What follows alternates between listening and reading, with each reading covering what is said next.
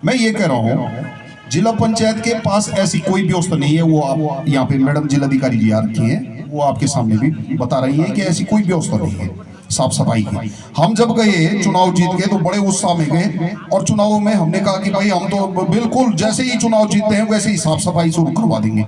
अब हमने जब इसकी प्रक्रिया शुरू की, हमारे पदानी जी यहाँ पे आ रखे होंगे, पठानी जी भाई जिला पंचायत, मैं उनके पास गया, मैडम मैंने कहा साहब ऐसा है और कुछ नहीं, हमको चौरास के लिए ये जो साफ सफाई वाला है इसको करवा दीजिए। वैसे तो मैं आज सचिव साहब आ रखे हैं, सचिव साहब हम यहाँ पे जिला पंचायत की मेंबर हैं, मेरी धर्मपत्नी, मैं आपसे हाथ जोड़कर विनती करना चाहता हूँ हमारे चौरास क्षेत्र को यहाँ पर कुछ गांवों को छोड़ के जो हमारे बड़े बड़े गांव हैं यहाँ पे जहाँ पर बहुत आवश्यकता है, इसको आप नगर पालिका क्षेत्र बनवा दीजिए। मैं हाथ जोड़ के निवेदन करता हूँ क्योंकि यहाँ पर ना तो स्ट्रीट लाइट है, न यहाँ पे साफ सफाई की कोई व्यवस्था है, न यहाँ पे आपका ये गंदगी जगह जगह पड़ी हुई है, कोई उठाने वाला नहीं है। इतना बड़ा चौरास क्षेत्र है, केवल सर हम केवल वोट के लिए रह गए क्या? चौरास वाले वोट बैंक के लिए हैं? ये सरकार की व्यवस्था होनी चाहिए। नहीं, जन जन की सरकार है ना। आज जन जन की सरकार से हम ये निवेदन करते हैं कि भाई चौरास में जो है कोई पूछने वाला नहीं है। यहाँ पर होता क्या है, केवल वोट की दृष्टि से हमारे चौरास को देखा जाता है, कोई पूछने वाला नहीं है हमारे चौरास का। मैं आपसे हाथ जोड़कर विनती करना चाहता हूँ, जीवीके कंपनी का आप देख लीजिए, सरकार कांग्रेस की भी आई, मैं कांग्रेस का व्यक्ति हूँ, कांग्रेस की भी सरकार आई, बीजेपी की भी सरकार आ रही है, दो लगातार दो कार्यकाल आपके हो गए। अरे आप आ जाओ, मैं खुलेआम कह रहा हूँ आप आ जाओ, लेकिन जनता को सहूलियत होनी चाहिए ना सर, ये मेरा निवेदन है। आज मैडम क्या है हमारे यहाँ पे चौरास में ये जीवीके कंपनी ने, मैंने पहले भी उस दिन भी कहा था, अब मैडम एसडीएम से पूछ लीजिए आप, इनकी इतनी तानाशाही है, शाम को आप भी देखने वाले हैं इनकी तानाशाही। और आज देखना आपके सामने क्या होने वाला है इनके साथ, आप देखना पूरा चौरास देखेगा। आज चाहे प्रताप भंडारी को जेल डालोगे आप, अगर उसने सकारात्मक सामना आपका नहीं दिया, जवाब नहीं दिया, तो उसका मुंह तोड़ जवाब वहां पे प्रताप भंडारी देगा। आज आप देखना चौरास क्षेत्र में आज जो है 2014 में ये प्रोजेक्ट बन गया था मैडम, मैंने उस दिन भी कहा था। आज चौरास की जनता यहाँ पर है, सब लोग इस उम्मीद से आपको देख रहे हैं कि आप इनकी जो है इनके कान कसेंगे। इनकी स्थिति ये है, आप देख लीजिए पीछे इतनी झाड़ियां हो रखी हैं रोड पे, कोई पूछने वाला नहीं है मैडम। रोड जो है हमारी केवल मात्र 3.5-4 किलोमीटर का एरिया है। मैं पैसे की अगर बात करूं माननीय विधायक जी, मैं तो हाथ जोड़ता हूं इन पे। आप मैडम डीएम यहाँ पे हैं, आप हैं मुख्यमंत्री जी के सामने, इनको बुलाओ और सबसे पहले ये चौरास क्षेत्र की सड़कों को बनाएंगे। कहीं इनका कोई एम्बैंकमेंट, कोई खतरा नहीं है इनका। सबसे ज्यादा खतरा हमारे जनप्रतिनिधि हैं माननीय विधायक जी।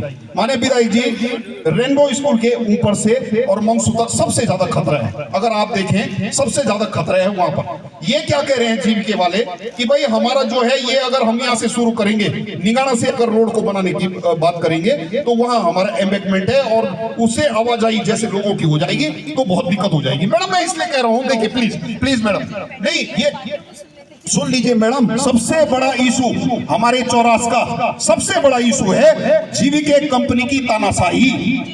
ये मैं कह रहा हूं, आज यहाँ पे हमारे जीवीके वालों ने अभी यहाँ पे एप्लीकेशन आ रखी है, उनके जो है जो हमारे पहले तो यहाँ पे कर्मचारी थे, 1000 कर्मचारी थे हमारे चौरास के, जिनकी जमीनें गई थी, उनको ये कहा गया था कि भाई 30 साल तक रोजगार मिलेगा, उनको धक्के मारकर उनको रोजगार से हटा दिया।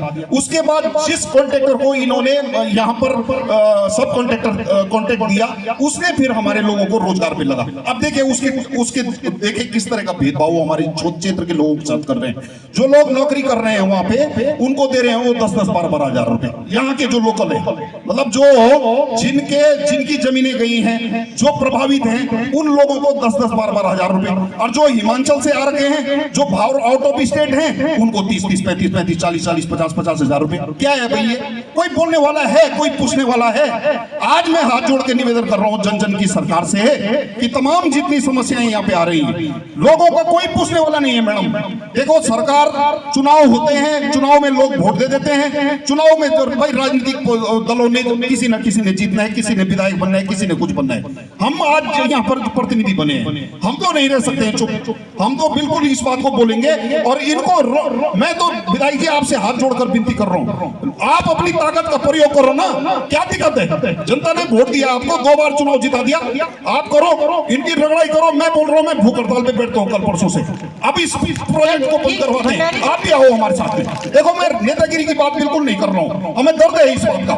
तो आज जो है एक तो सड़कों वाला मामला मैडम ये करवाना पड़ेगा, रखा है एजेंडा बिंदु में। हाँ, दूसरा ये है कि इसमें जो रोजगार की बात हमने की है। तीसरा हमने कहा है कि चौरा क्षेत्र को पूरी ये बिजली जो है यहाँ से उत्पादन हो रही है, बिजली बेच रहा है ये, और हमको जो है स्ट्रीट लाइट तक नहीं दे पा रहे हैं। अरे पहले तो यहाँ के प्रभावितों को फ्री में बिजली मिलनी चाहिए थी, कुछ कंसेक्शन होना चाहिए था उसमें, और वो नहीं कर सकते तो कम से कम स्ट्रीट लाइट तो दे दो।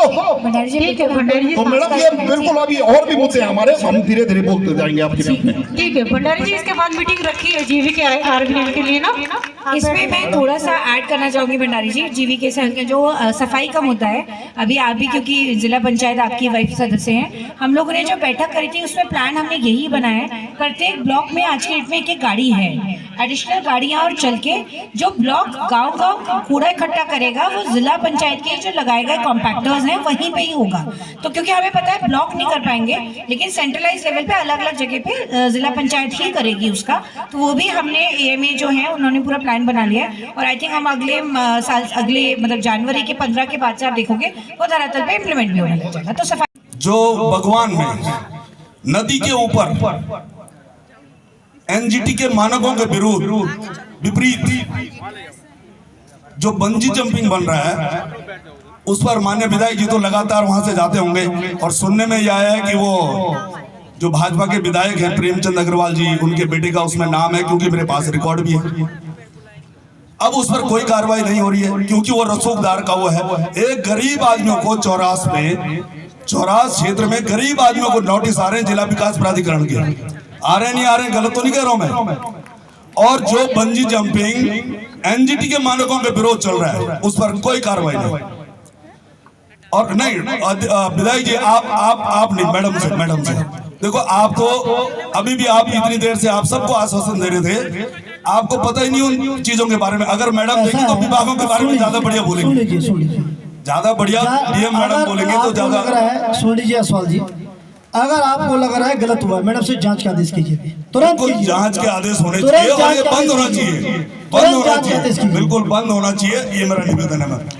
ये स्थिति एक चीज हाईलाइट करना चाहूंगी कि प्राधिकरण का मैंडेट अलग है, और ये जो बंजी जंपिंग आप कह रहे हैं, तो हम इसमें एसडीएम और हमारा टूरिज्म विभाग जो है और एडवेंचर स्पोर्ट्स का हमारा एक अधिकारी बैठता है, हम उनको बुला के जांच करवा के उसको विधिवत करते हैं। क्योंकि ये नीचे नदी है और यहाँ पर ये नहीं, बिल्कुल आप कह रहे हैं, मैं वही बता रही हूँ। 20 मीटर भी ये नहीं है, जबकि एनजीटी तो 200 मीटर दूर कहता है कि नदी से होना चाहिए कोई भी कंस्ट्रक्शन, और ये कंस्ट्रक्शन उस पर। दिखवा ले।